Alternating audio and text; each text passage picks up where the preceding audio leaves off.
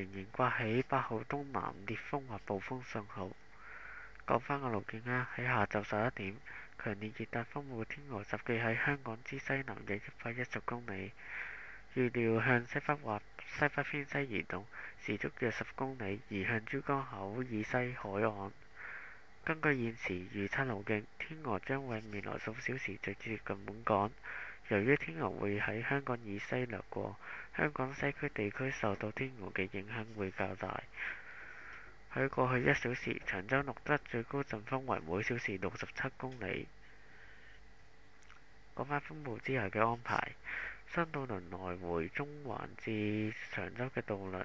已經喺11點半停航，中環至梅窩已經喺10點半停航，梅窩至中環已經喺11點半停航。高速船服務方面，中環來往長洲已經喺11點停航，中環至梅窩已經喺11點半停航，梅窩至中環已經喺10點半停航。有關中陸收生程序會視乎天氣變化，詳情由紀中安報道。教育局宣布，如果聽朝5點或之前發出8號風球或黑雨警告，原定上午嘅中六收生程序首階段將會延遲。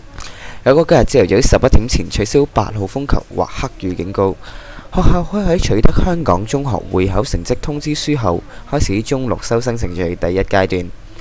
為咗讓各位同學喺安全嘅情況下返回學校，同有足夠嘅時間報讀中六，第一階段將由聽日下晝2點開始，並延至下午6時先結束。若果聽朝11點前仍未取消8號風球或黑雨警告，中六收生程序將會順延1日至8月6日上午開始。學校同應屆會考生需要留意電台或電視台嘅宣佈。若果中六收生程序需要延遲，更新嘅程序將會上載於教育局中六收生程序網頁。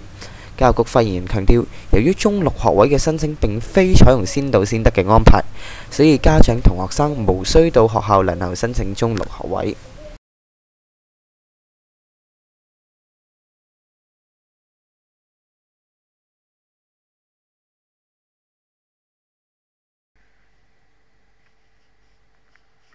九巴宣布，由於颱風關係，所有巴士路線將會喺凌晨12點鐘停駛。呢節風暴消息講完啦。